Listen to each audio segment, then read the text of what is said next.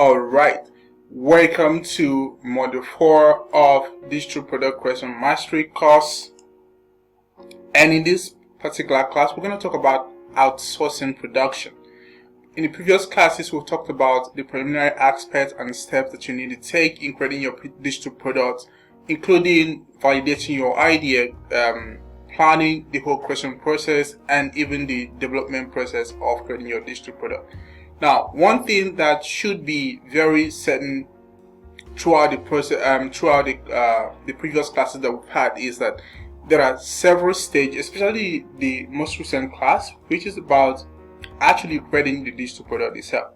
One thing that's probably you may have realized is that it is almost impossible that you can have all the skill sets that is required for you to be able to have a complete course. All right, so you might actually have a good idea of a digital product that you want to create. It doesn't necessarily have to be a course. It can be a video or ebook or some other kind of digital products that we talked about in the previous classes. Now, you might have a good idea of a digital product that you want to create. You might have the idea, but you probably don't have design experience, so which means you may not be able to create all the graphics and images that are required in your digital product creation process.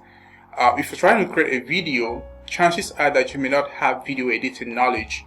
If you're trying to create ebooks, you may not be the best of writers. All right, so there are several products that you may want to create. You can have a great idea, but when it comes to producing it itself, you may not have all it takes, okay, to bring it to life. All right, so that's where outsourcing comes in. All right, outsourcing the production of your digital product can be a strategic move to ensure that the quality of your product creation, to ensure very high quality of your product creation, of your digital product. All right, and also it can also help you to free up some time that you can use to focus on some core aspect of your existing business. All right, thereby making you more money. And so we're going to talk about outsourcing production in this course, and specifically we're going in this class rather we're going to talk about outsourcing production of your digital product in this class, and we're going to cover when you are supposed to outsource. All right, how to outsource, which is finding and hiring freelancers to help you with some steps in your digital product creation process. And also we're going to talk about managing the outsourced team, and of course quality control is very important, because at the end of the day, if you're not the one doing everything yourself, you want to make sure that those who are working in your team are also producing high quality results that you would love, and then your audience and the people out there would also receive with same level of regard. All right, so first of all, we're going to talk about outsourcing and when to outsource. So first off, when do you outsource some aspects of your digital product creation process? The first step to know if you should outsource a particular task in your digital product creation process is if you don't have the expertise. Sorry, this is expertise, not enterprise. That's a typo right there. So if you don't have the expertise, all right, to complete a particular task, then you would have to outsource the task to somebody who has the expertise. All right, so outsourcing because of lack of expertise is one reason you should outsource, or how you should know if you should outsource a particular task in your digital product creation process. Now, the second step, the second thing to know, the second factor that might determine if you should outsource is time constraints. All right, when you have tight deadlines or multiple projects to handle, outsourcing can help you meet your timelines without compromising on quality. All right, so if you don't have all the time in the world to do some things like, and probably you know how to create your landing page, right? You know how to design landing pages and all, but because you have a lot of other PCs that you're handling at the same time, you may not have all the time to invest in creating landing pages yourself. So you might go ahead to look for somebody who can create a landing page for you. Now, you might know how to create graphics, or you know how to use Canva or Adobe to create a very awesome looking graphics and images, but you probably don't have all that time to put into it, but you still need to complete it at a certain deadline. So it makes sense for you to now say, okay, in order for me to meet up in my time, with my scheduled deadlines and milestones and stuff that we talked about previously, it might make sense for you to outsource to somebody who's an expert in doing those things, so that you'll be able to meet up with your time factors. All right, you need to be able to meet up with the time that you've set for yourself, the deadline and all. And it's very important. So if you don't have the experience or the expertise to do something, or you don't have the time to do it, then it's time for you to outsource. Another reason is scaling up. All right, as your business grows, outsourcing can help you scale up production without overburdening your in-house team. All right, so maybe your digital product or whatever business you're running is growing, all right, and you have a team of designers, you have a team of copywriters, you have a team of web developers, people who work on different aspects of your business. But right now, everybody is busy on one project or the other. So you can pull them out from what they're already working on. So you need somebody else. You need to get someone else on board. But you don't want to hire an employee, which means if you hire an employee, that means the person is going to be permanent on your team. But you're just looking for a one-off person who can come in and get something done for you. So this is one step, one of the occasions when outsourcing becomes necessary for you to do. All right. So other times you could outsource because of cost effectiveness of outsourcing.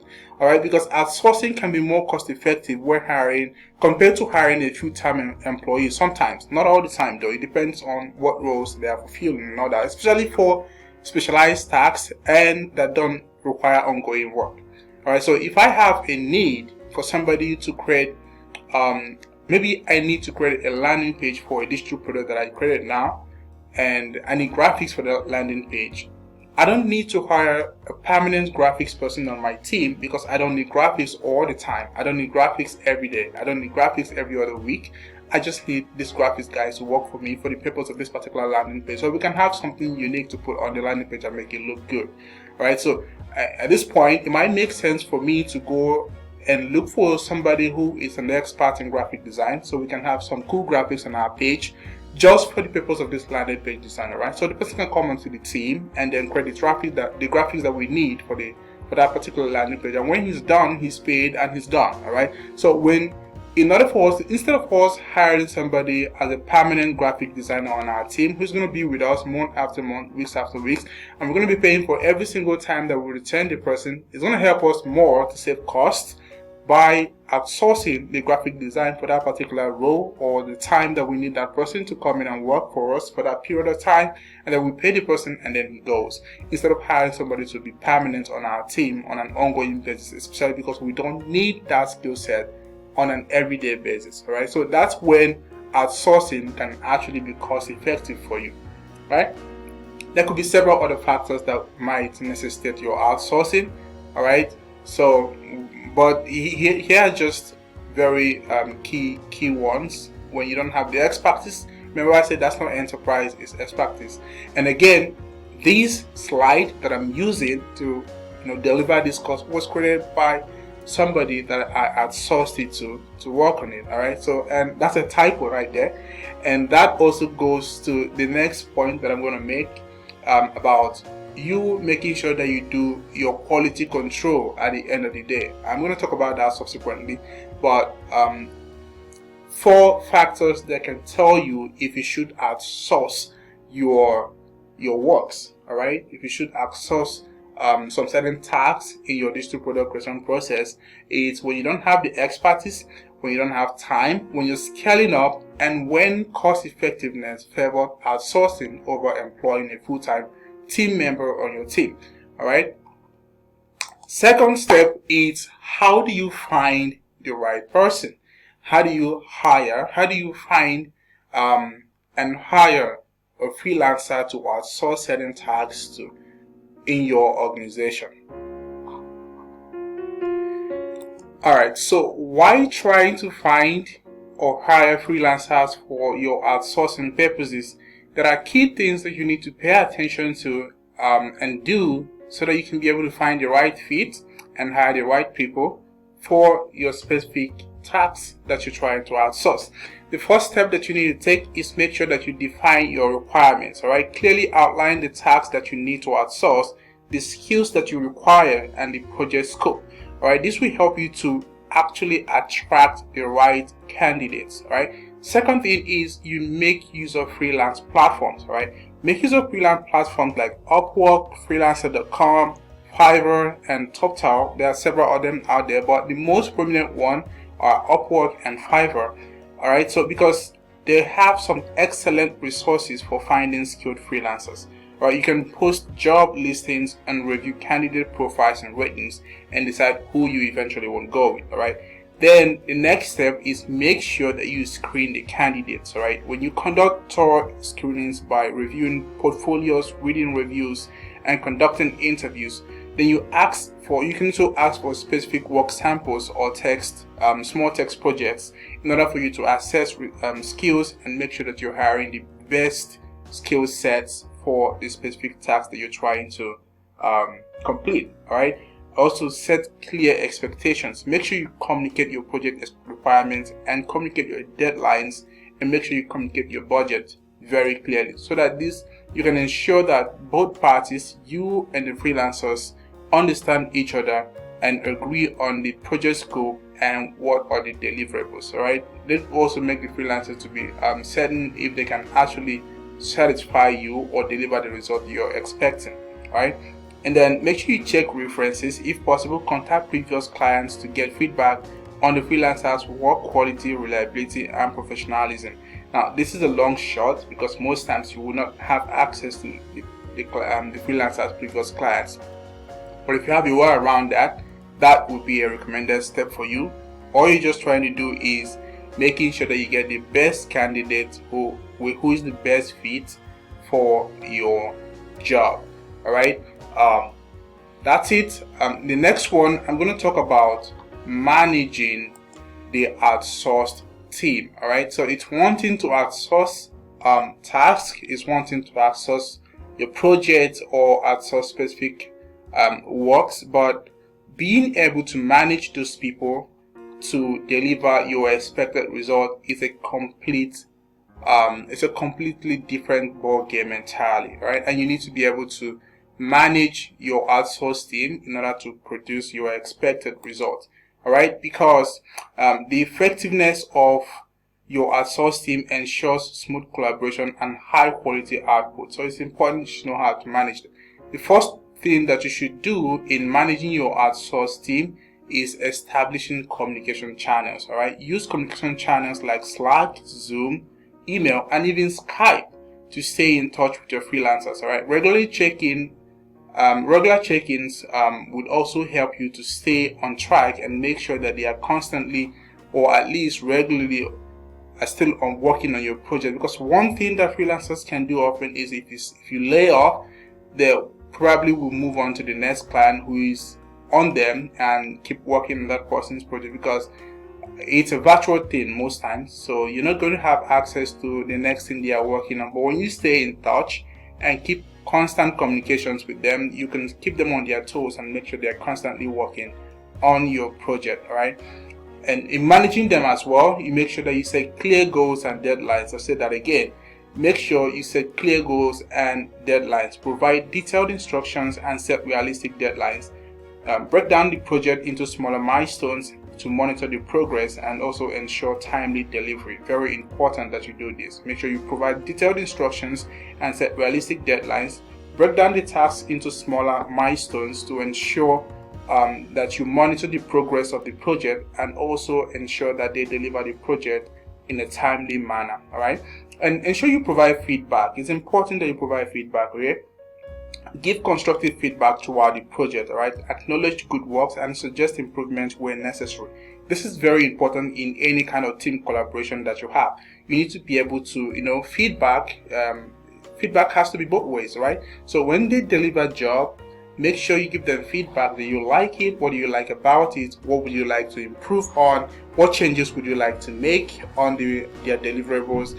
And make sure you work in sync, managing their project, managing their works, and getting the best result that you desire. All right. So Clear feedback helps freelancers understand your expectation and also deliver the best results to you. Next thing I would recommend is project management platforms or tools. You need to also make use of project management platforms and tools to ensure that there's constant communication and collaboration and effective collaboration between you and your outsourced team.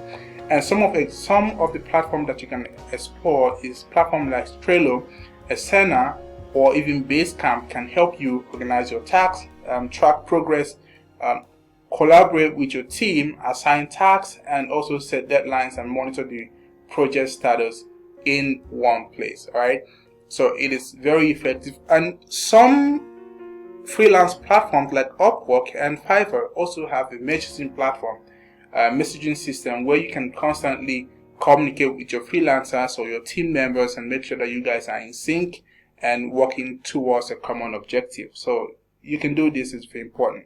Then one thing that comes out of a good work relationship is, a good work collaboration is relationship. So you need to make sure that you're building relationship with your team of freelance or outsourced freelancers. What this does for you is that the next time you need to outsource a similar work, you're not going to have to go through all the process of, posting job, interviewing, verifying reviews and all that. So when you hit a good expert, someone who is an expert in an area that you constantly or you hire people to fill once in a while, you want to make sure you establish a relationship with that person so that when next you need something to be done for you, you just go straight to the person right away and get it done, instead of you having to go back from scratch to interview people, to post jobs, interview people, start doing some background checks, all of those previous and preliminary steps that you need to take in order for you to hire a quality freelancer. You would have just skip them when you have built a relationship with certain freelancers who have possessed some skill set that you need from time to time. All right, so that's why building relationship is very, very important, with this sort of team members that you have. All right, fostering good relationship with your freelancers by being responsive, supportive and communicative as well. All right, so it helps a lot. It helps in a very good way for you to have people who are ready to step in and help you get things done in a timely manner, and of course deliver quality projects to you from time to time. All right, I touched about quality control previously, which is about you making sure that what your outsourced team are working on are actually what you are expecting. You need to maintain a certain level of quality to your digital products by grading them. So you need to make sure that what your outsourced team are working on are of a high quality. All right, because maintaining high quality standard is essential for your digital product. All right, so how do you ensure that you maintain high quality control and when people are working for you? How do you do that? Number one thing you need to do is by setting standards. Okay, you need to set quality standards of work and make sure you communicate this. Define clear quality standards and guidelines for your freelancers to follow, and provide examples of the quality that you expect, and make sure you communicate these things and make sure that both of you are on the same page about them, right? And then review their works thoroughly. You need to review all deliverables carefully to ensure they meet your quality standards. Check for accuracy, consistency and completeness of each of the deliverables that they make to you in order for you to have some sort of quality control and ensure that you're getting the value that you're paying for in your team members. All right, you may also request revisions. Okay, if the work doesn't meet your expectations, you can request for revisions. Be specific about what needs to be changed and provide clear instructions about them. All right, and then use a revision process. Establish a structured revision process with a limited number of revision rounds. All right, this helps you to manage expectations and ensure timely completion of the projects. All right, so the more you work with a freelancer, the better you establish a structure of work or work models. All right, so you're also going to be able to establish that revision flow. Like, how do you make changes to a deliverable that did not meet your expectations? All right, so what are the steps to making sure that you get it right? In platforms like Fiverr kind of provides the steps that, okay, if somebody doesn't complete the work the way you expected, what are the revision processes. It allows the freelancer to tell, okay, I'm going to be able to review this work 3 times if you don't like it, just so they get to also control how much of their time that you make use of. So revision and quality control is important, but you have to be on the same page with the freelancer about this. Usually from the start, you can ask the freelancer some important questions like, are you able to provide revisions after delivery and there's something that needs to be changed or improved upon?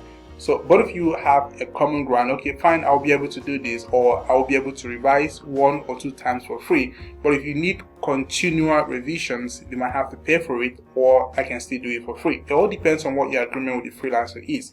But it's important that you are on the same page about this aspect of your work process. All right. Eventually, provide final approval when a job is completed and done. Provide final approvals and make sure that all files are delivered and they are backed up securely, so that you'll be able to retrieve them if you ever need. All right. So these are just some important tips that can significantly enhance your efficiency and product quality while you are outsourcing any job.